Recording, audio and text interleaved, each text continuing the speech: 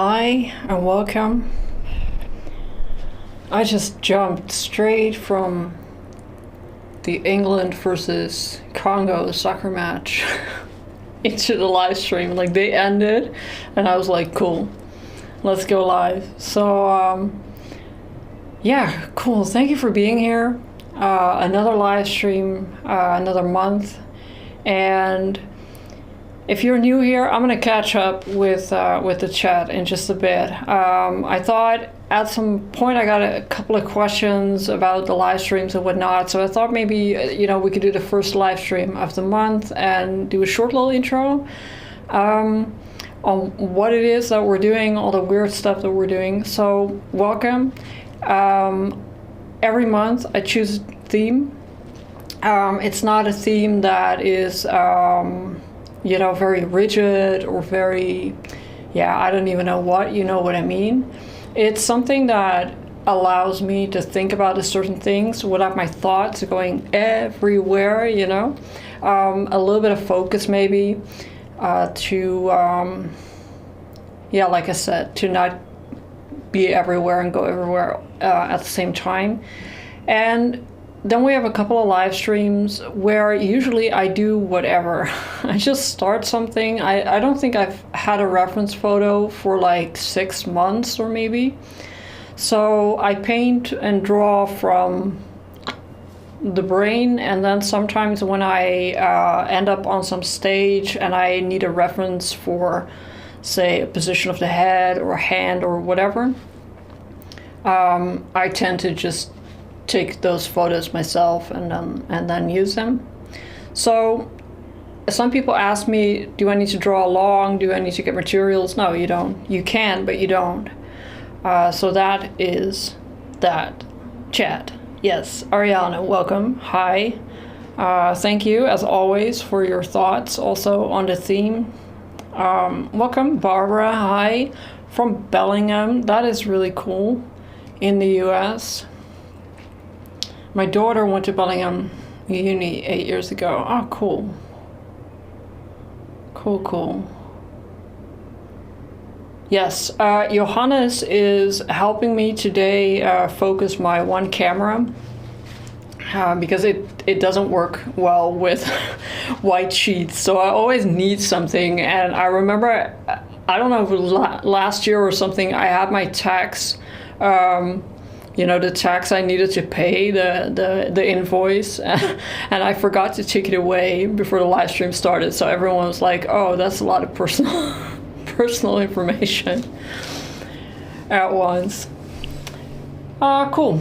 I also have a new setup. You can see part of it. Can you see it? Can you see it here? Right? It's not even a big thing. It's just that I kind of made it nice, and I ordered some new things, and it makes me happy. Ordering gear and whatnot, and things that I can, turn and put my cameras on makes me very happy. So now I have my main camera, so this camera, I have it here right beside me, so I don't have to walk back and forth to adjust the shutter time, whatever. Cool. Johannes can go over there. Hey, Linda. How are you? So, the theme that I chose for this month was now. I'll explain why in a little bit.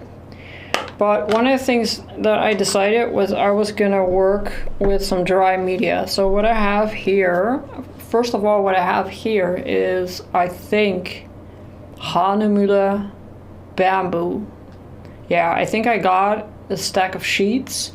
They're big sheets, and I folded, look, it bounces a little bit. It's folded in half, and we're just gonna see I don't know if I'm gonna do like one thing, work on it for a month, or flip it over and start again.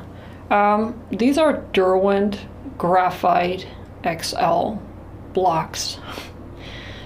These are cool. They look like this. Try not to tip them out. Right? They range from what they call 1, which is hard, to 6, which is onyx dark. Like, okay. I don't know what that means.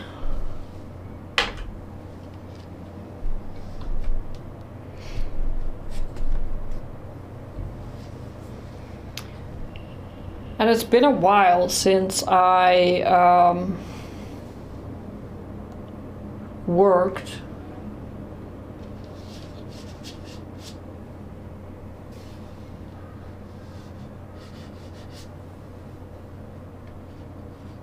I'm just gonna mark where my paper goes off camera, so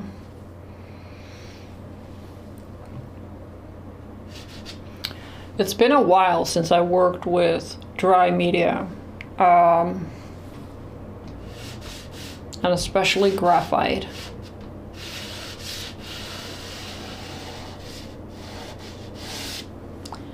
And the reason why is because I associate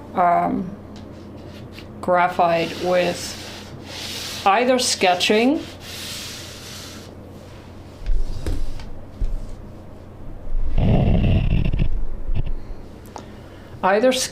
or really meticulous, realistic drawings. And it's also the reason why I stopped using graphite for a while.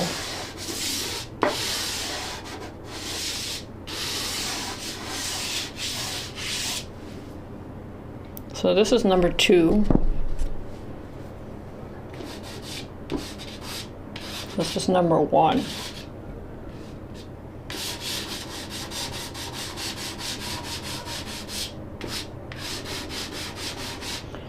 And for me, what I always struggled with when it came to graphite is I don't know how to be creative with graphite.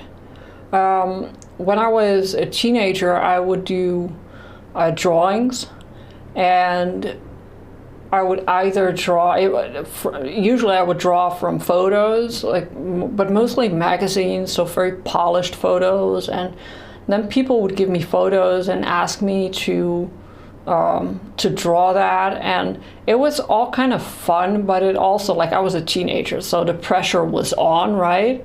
And I remember with graphite, you had to be so careful. I had to be careful not to ruin it in terms of, erasing, or your eraser wasn't working, or getting stains on it and stuff, because if it was on the paper, it was on the paper. And I remember this one time I was doing a portrait for someone that I didn't really want to do, but again, I was a teenager, so the only answer was yes. And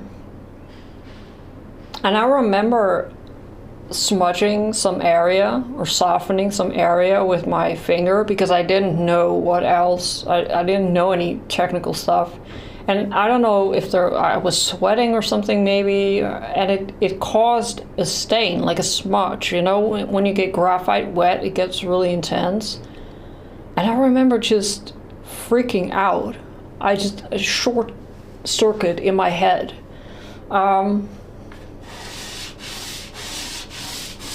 And so I quit that for a long time. And my mom used to be really, or not used to be, still is, but she's not drawing that much. She would draw a lot back then with oil pastels, like huge colors and great stuff. And I always sort of wanted that, and I always associated that level of creativity with color and anything other than graphite, right?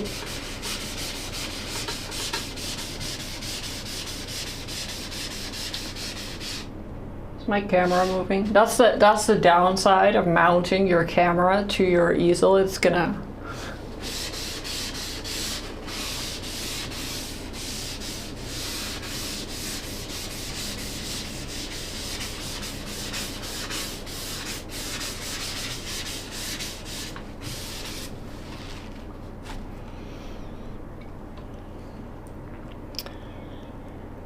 I have those blocks. Oh yeah, you do, Linda. I think you mentioned them at some point.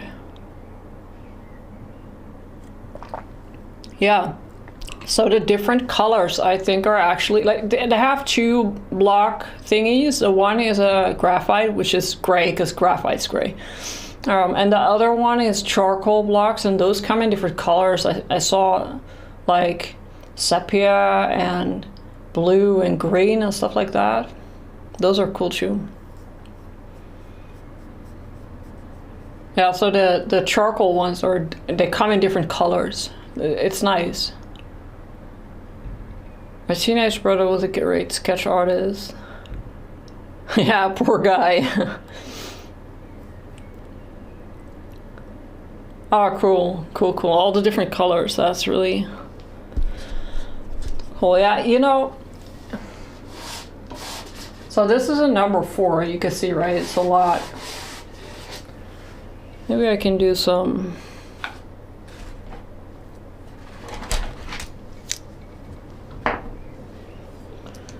These are my preferred pencils. I stopped buying entire sets of 12 different hardnesses that I then only use the 3B and the 6B from, and the HB I use from a grocery list. So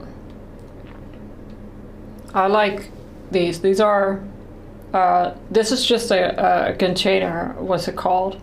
By Faber-Castell. And the difference between the 3B and the 6B is that it's, you can see it, right? This one's thicker. And so they come with these leads that you can put in and just slide out. So it's a holder. And I like them because you can do, this lead is not so long anymore, but you can make a long lead. And this is, I like this, but I find it hard to keep my pencil sharpened with, what's it called? You know, the really sharp knives. I find that difficult. I have all these like stubby looking charcoal pencils because I'm too lazy to, oh, I was gonna draw something. What are we gonna draw anyways?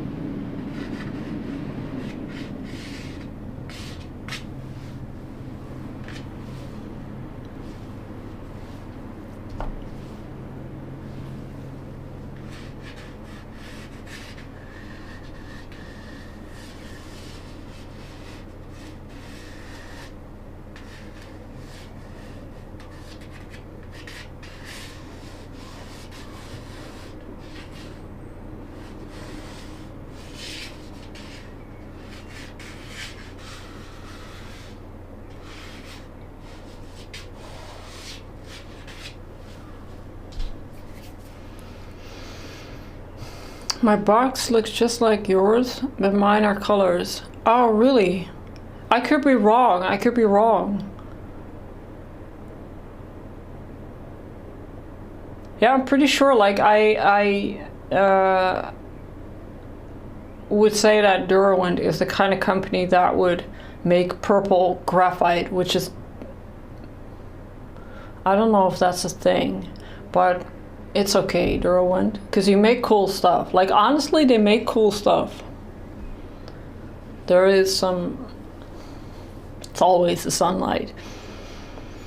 Hey, Elizabeth, it's been a long time. Yes, it has been it's been a long time. Sorry, my brain is shot for today. The other color I miss is a brown. Oh, cool. Yeah, the numbers do get smudgy. This is like, yeah, it's not very smart to put it on the actual block, but whatever. Where's my number 4? Oh, there. See, this is also the issue. You could, of course, use them and put them back in order so you always know what is what, but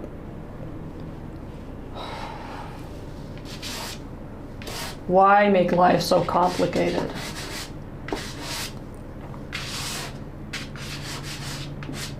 And so, yeah. Now, sometimes you make stuff so difficult for yourself, or at least I do, that, you know, I sometimes need some dramatic thought to get me out of that loop. And sometimes the thought is, what if I were to die today? No, maybe tomorrow, or like at the end of the day.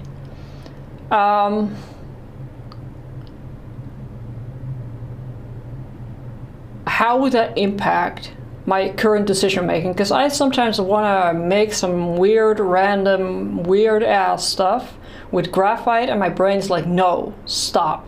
That's not what it's for. You know, go work on your technical skills, or your value scales, or your whatever. And usually I almost automatically sort of obey. I don't know why, but I work that way. And so sometimes I need something dramatic to get me out of that. Out of that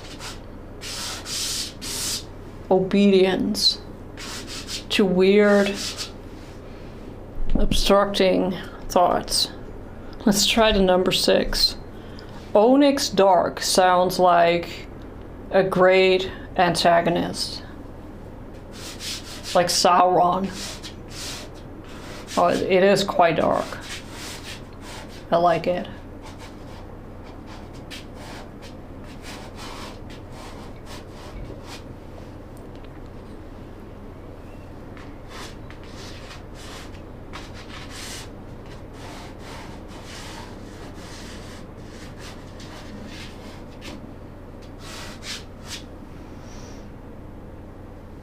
How is the light? Oh, the light is good. At least the light is good.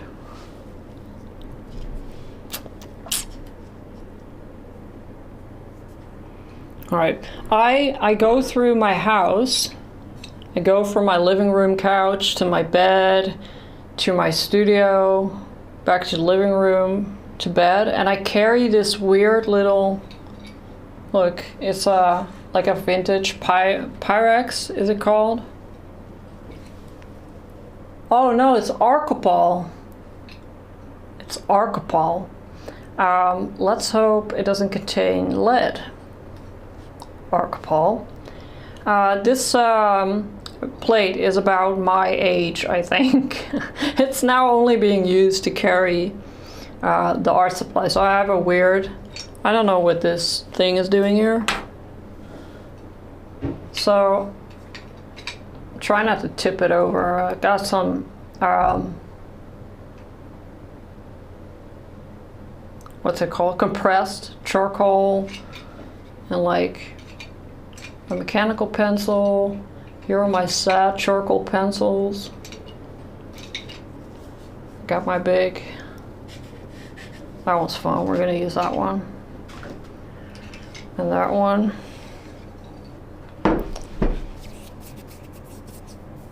I'm gonna try and see if I can fix that light thingy.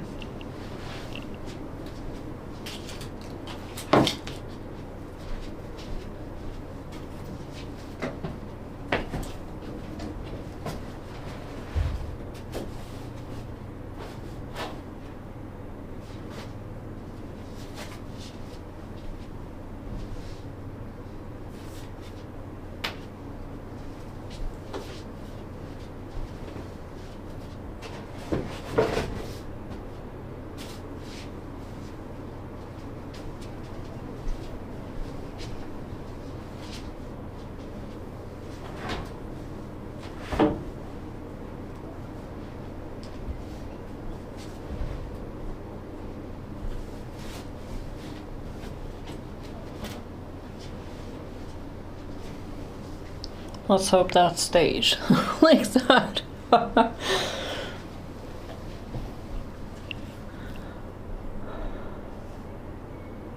I love Derwent.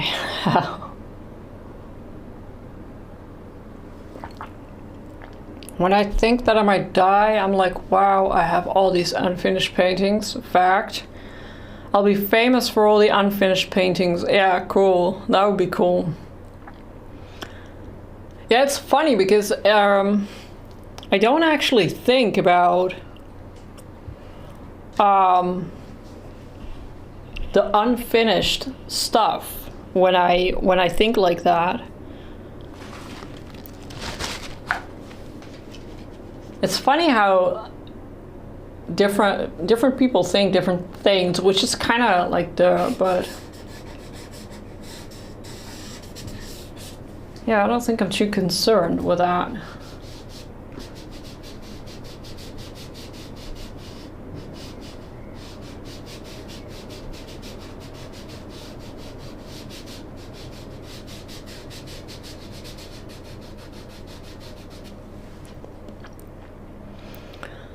I have a little dish like that, mine is plastic. Yeah, right?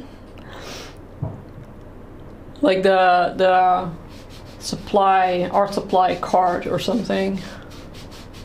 I have a shopping basket with all my drawings. Yeah, cool. See, here we are, like, we all come to the same conclusions, and that is that, you know, we need to carry our art supplies around.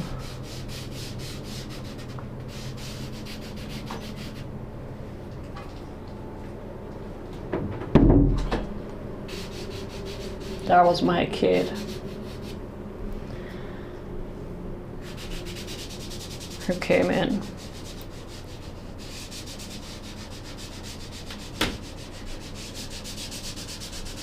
So last year, I think, I mentioned it before, and they're behind me, by the way. I started a bunch of really large graphite drawings. I went to an Anselm Kiefer expo in Amsterdam, and this guy makes just huge stuff and then does not care whether pieces are missing or pieces break or whatever. He's like, whatever. And you kind of pick up on that don't overthink it vibe, and you take it home, and I was like, oh yeah, you know, whatever. And so I got drawing paper on a roll, right? So it's 1.5 meters, which I think is like 4.5 feet, maybe. Would that be correct? Like 3 feet is about a meter, I think. Anyways, it's the width is a little bit smaller than I'm tall. It's huge. So that's the width. And then you can roll it at like 10 meters. And I figured that if I just made the substrate so big that there was no logical way that I could, you know, zoom in and nitpick the hell out of it, that would kind of cure my relationship with graphite. And it did. The end. It really did. It really did.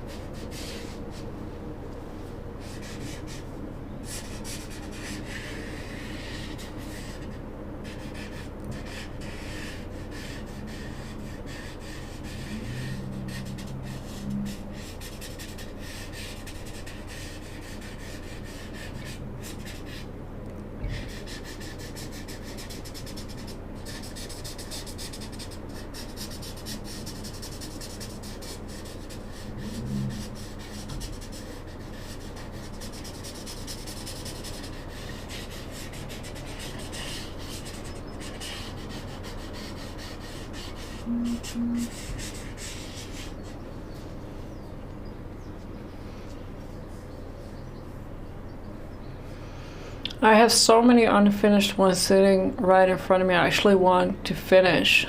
I keep looking at to see which one I want to work on. Not counting the ones in the spare closet. Nice, nice, nice. The large roll of drawing paper is a great idea. Yeah, it was a good investment. Was that when you were working in the living room? Yes, I was. And I had that weird, I talked about it a while ago, and I don't think I explained it well, but I had that weird system where I hung the paper on the painting. Oh, I can't. Right, so you have this system with the rails that you drill the rails into your wall all the way at the top, and then you hang those like plastic or fiberglass cords with the hooks, and you can hang paintings on them and move them and up and down and left and right without having to drill holes in the wall, right? And so I use that system with these. Can you see the one? Hold on. With these thingies, I had like 8 of them per paper, and I hung them with little cords and stuff, and it stayed there.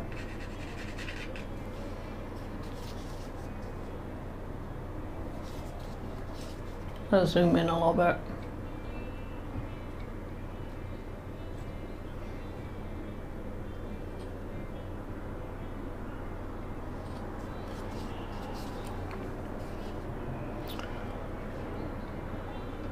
Hey, Kelly.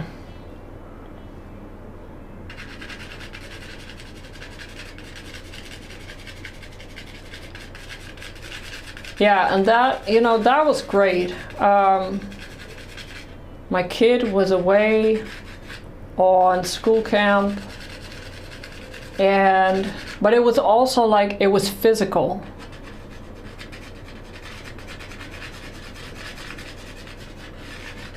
It was quite, yeah, you know,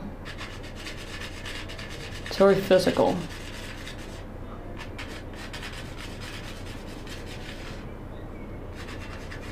But I'm gonna move to the living room. My whole studio setup is gonna move to the living room this summer. So we may have some more like room to play with.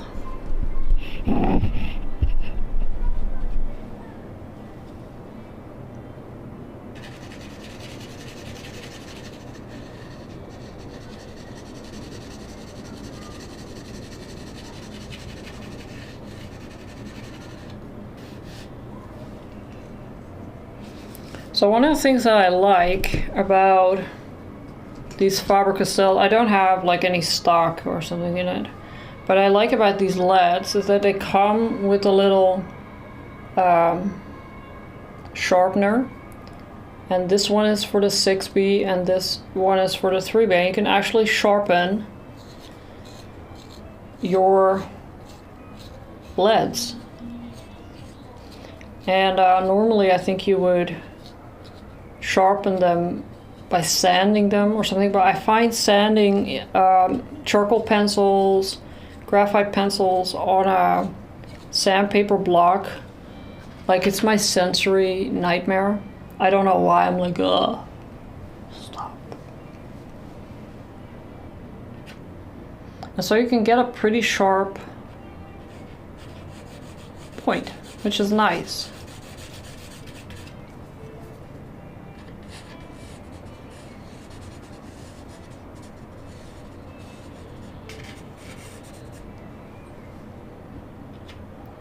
So this might be a head.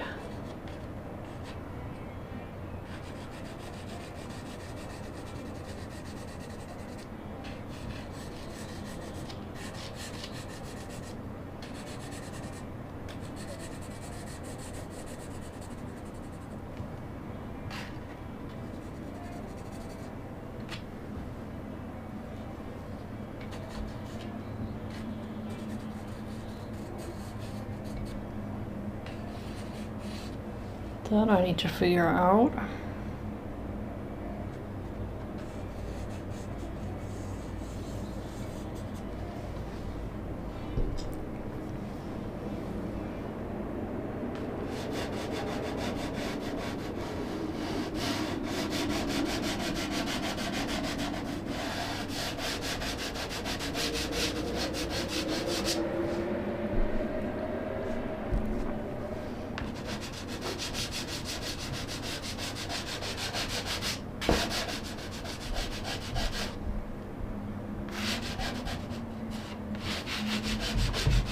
Heb jij mijn koptelefoon?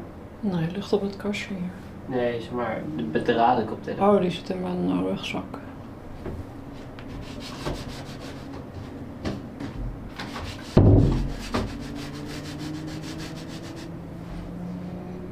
There was my child again.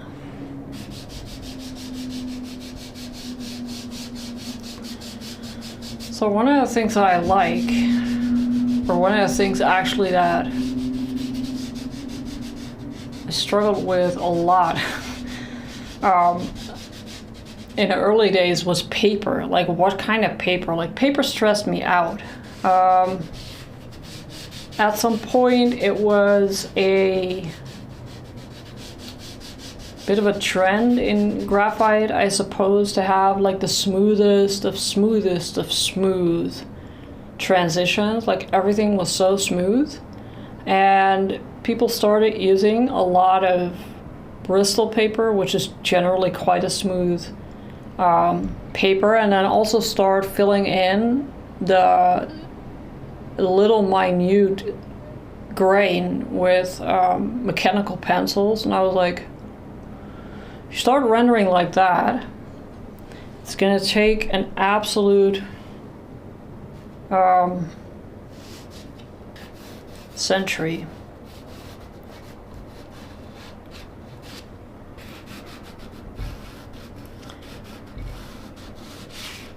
But I did try a lot of paper, like a lot.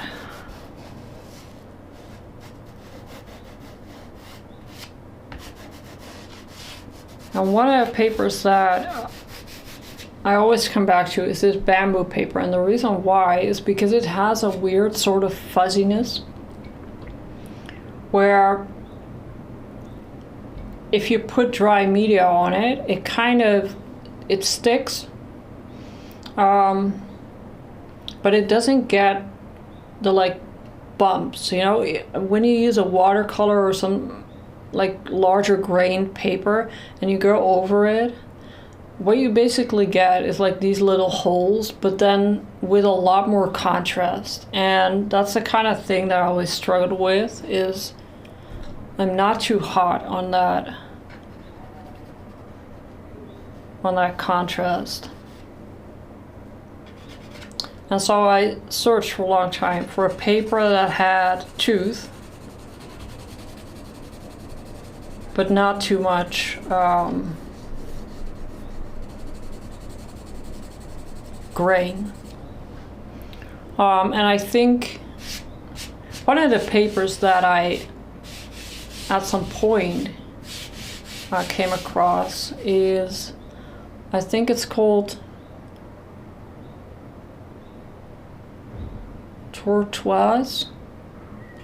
It's like the word for turtle. I don't know how to say it in English.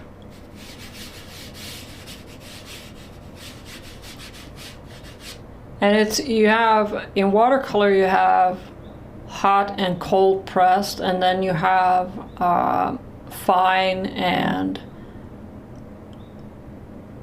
not fine. Again, can't find a word. Grain. So you have a satin finish, and then you have levels of grain, and then you have the tortoise, which is kind of a bumpy texture, which is, it's funny because the texture visually appears raised instead of a grain being, you know, a dent in your paper. It's funny how that works. So it's actually a watercolor paper, and I don't know why it's not popular, but probably because, you know, you can't make very smooth things with it, but I love it. Like, it's such a fun paper. And I feel that bamboo has, it doesn't really have that raised texture, but it has a really, really subtle, I'm gonna call it turtle texture, guys. Turtle. Anyone know what I mean? Tortoise. We're gonna call it tortoise. Tortoise. Tortoise. Yes. Tortoise?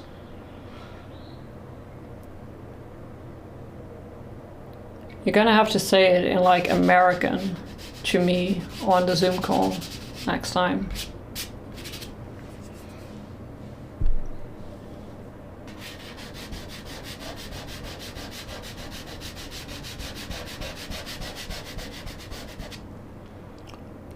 Tortoise. Tortoise.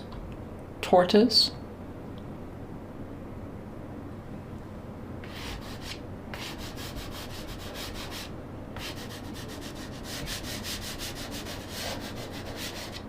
Tortoise. Okay. No, I would not have come up with that.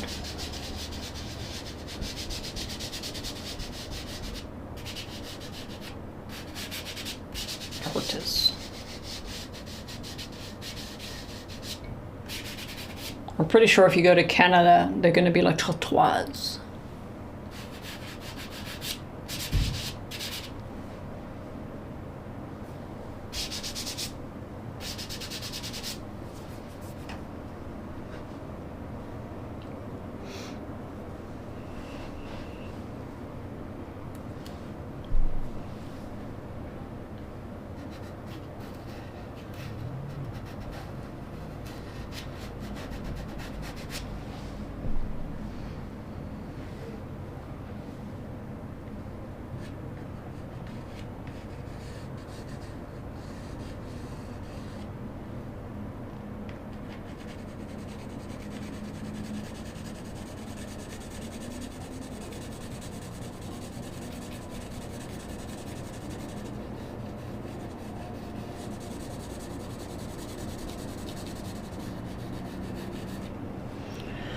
We should ask Benedict Cumberbatch for the right pronunciation. Yes, yes, but that would then be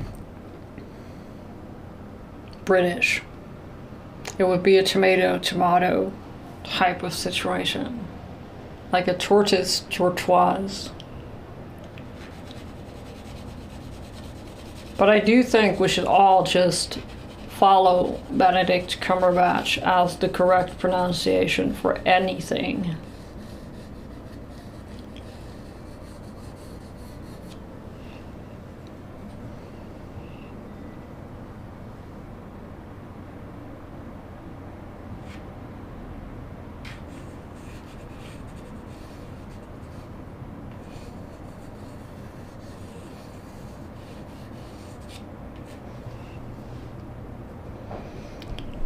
one.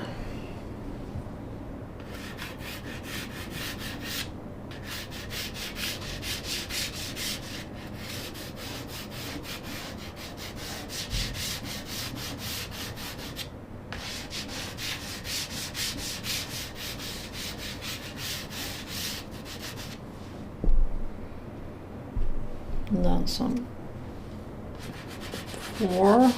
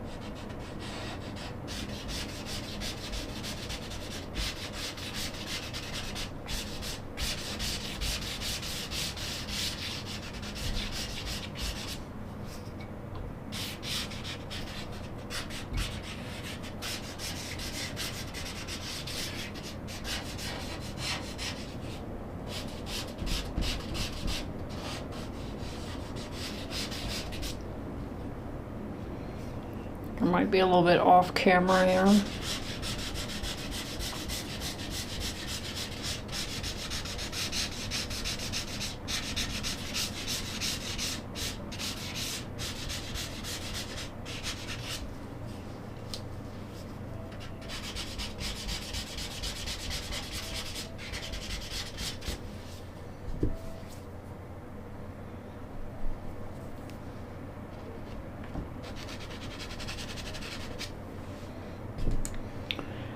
And the more I use these blocks, the more I kind of appreciate them. I love Derwent, like you, Linda. I did struggle a little bit with their graphite pencils at some point. I don't know if they had, it was a long time ago, by the way. I don't know if they had a bit of a production issue at the time. I don't really know, or maybe the quality control wasn't good. So I was a little bit like hesitant to buy them because they're not cheap, by the way. But I like them, and you can see, right? I'm not even trying hard, but you can make a decent looking value. They blend well, even the hard ones, because even though they're hard, they're kind of not, you know what I mean? They're just lighter.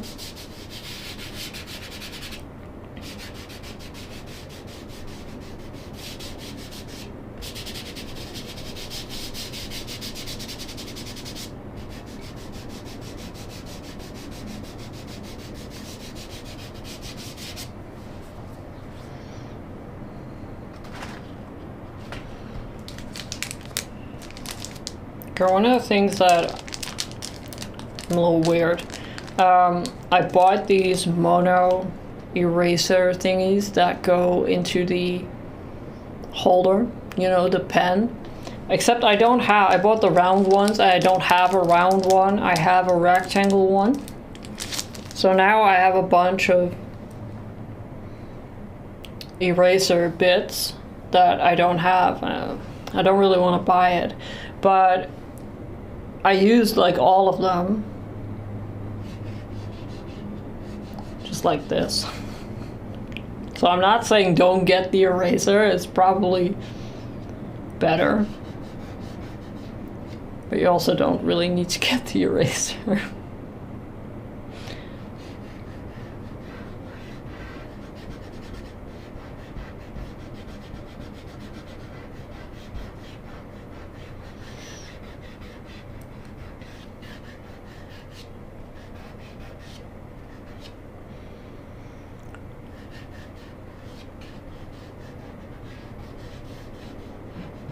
And this is also one of the things that used to just scare the life out of me when I would do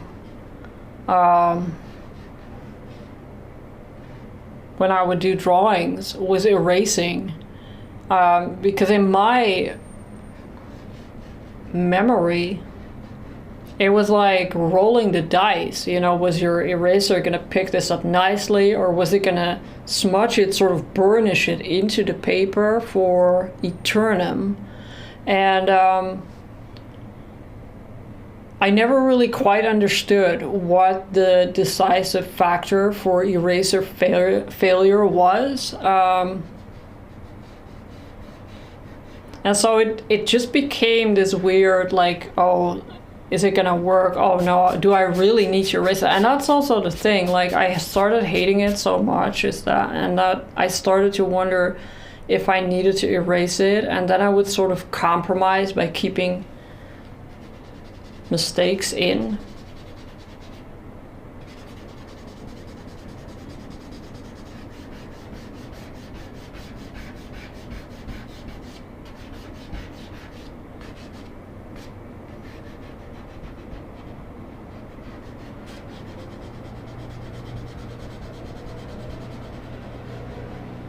Oh, the setup is shaking.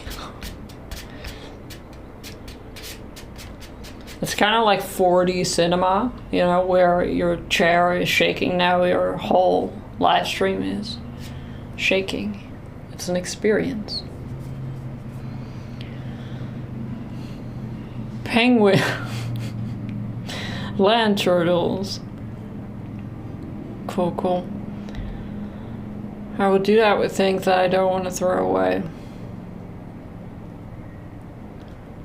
I have the little eraser that spins real fast. Love it. Sometimes I just use a little bit. Oh, cool. Oh, yeah. I think I saw that one at some point. Like battery operated, right? It's kind of cool.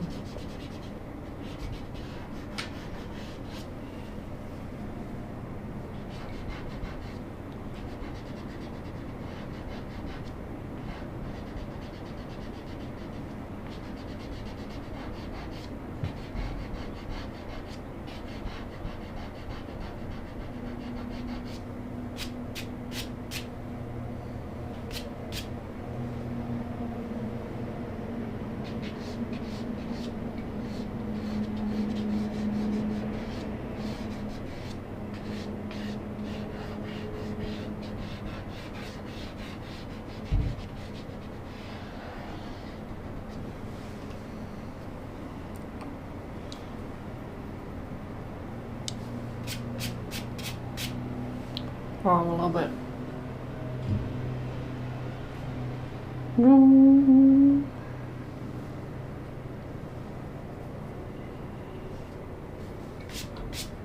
I know that YouTube was like, oh yeah, we're gonna do vertical live streaming as well.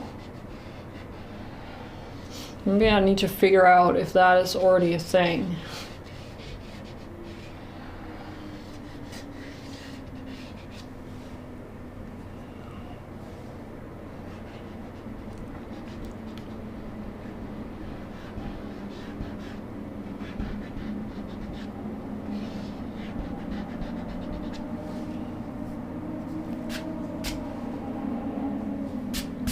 How much time? Oh, 10 minutes. Okay, well, I was gonna say graphite is slow, but my blocks are helping.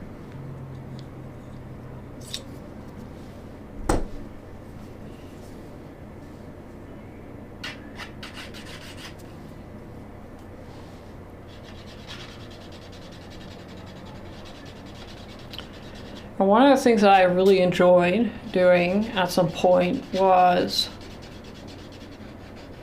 once you start letting go of that graphite needs to be smooth and graphite needs to be a lot of things, I had a lot of fun just sort of leveling out backgrounds. For instance, the contrast between, am I on camera? I am on camera.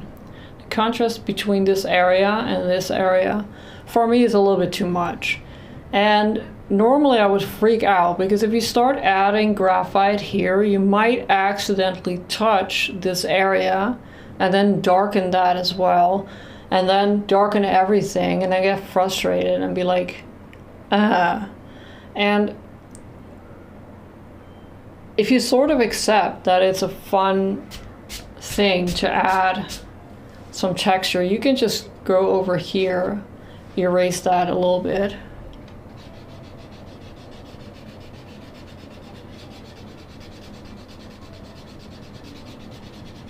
I'm pretty sure Kelly is having a heart attack right now. Are you okay, Kelly? Just kidding.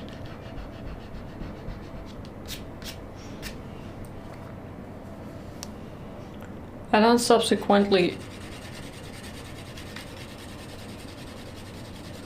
darken this.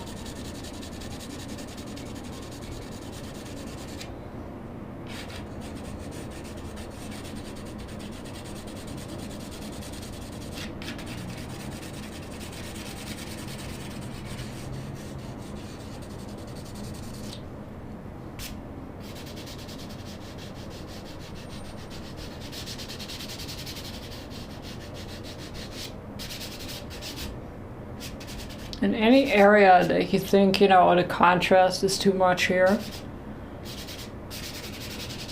you can smooth that out a little bit.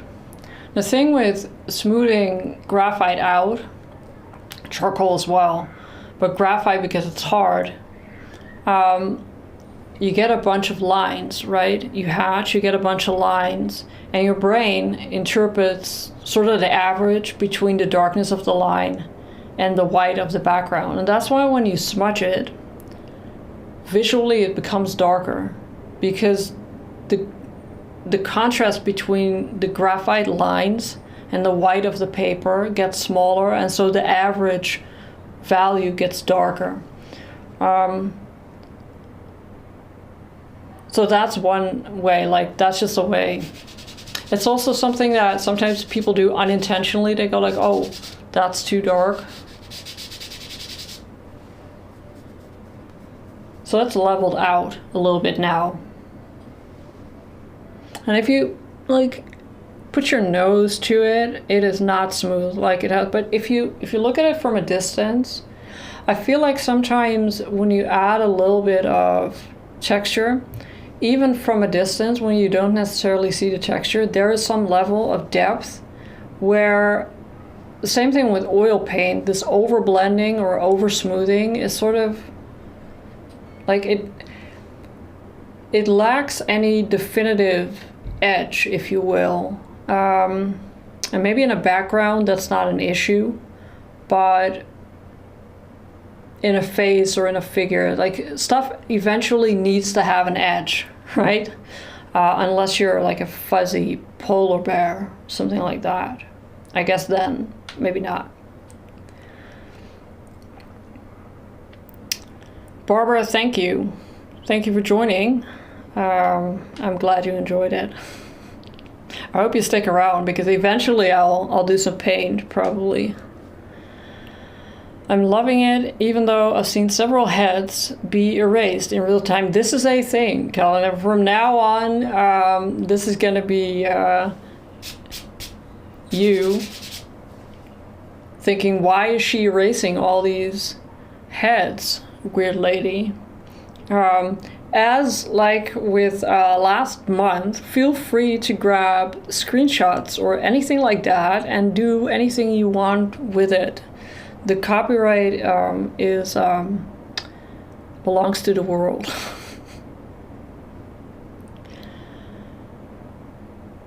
I love this drawing. I'm really curious where it will go. Yes, same. The white shape looks like a heart that is... Oh, I see it now. Oh, I see it now. Yeah. Cool. That's really cool. Yep, now we all see the heart. Yeah, cool. Linda's, I've seen so many things just watching this process. Definitely seeing the sinking heart. Yeah, that's a really cool one. That's so nice. All right, nice. Yeah, I'm kind of happy. Look, I was a little bit nervous doing not paint on a live stream. You know, you got an hour, and sometimes it is a meticulous process. I mean, you go in with a pencil and it's just incredibly time consuming. It's going to be, you know, we have a whole month if we want to. But I like it because now, if I die tomorrow, I will have touched my Derwent XL graphite blocks, which I love and don't use enough.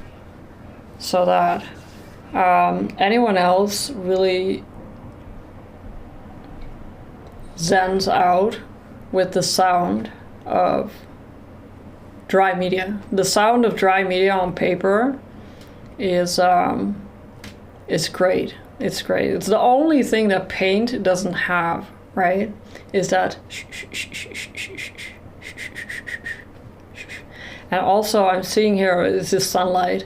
I like this about graphite. It has that shimmer that you only see when the light hits the right way, and you see that little graphite shimmer. It's really cool. I'm gonna try and take a photo of it and put it on my stories. Let me see. Left hand in pocket. Left hand. Have to work on one at a time, or just start true. Oh, it's so cool. I love this. All right, cool. Yay. All right. I posted my blog on my website for this month. The schedule's there. All the links are always there. Like, I'm hardcore lover of blogs. It's like there and it doesn't change, unlike algorithms and social media posts. The blog link is always in my Instagram bio as well. So that is your thing. All right, I'm gonna chill and watch more crazy soccer, and I will see you. Hold on. Oh yeah. No, the info is all there. Wait, where is it? Okay, I'm gonna see you next week on Friday. Because the 8th, I have some kind of thing that's gonna knock me out for the rest of the day. So I will see you on Friday on the Zoom call. If you want to join, chill, hang out, talk your head off, it's all good. So Friday, July 10th on Zoom, same time as the live streams. And if you want updates and the links to Zoom or any live stream, you can join my Instagram channel, which you can find on my Instagram profile. And you join my channel, and then you get all the updates, so you don't have to remember things, which is great. That's good. All right.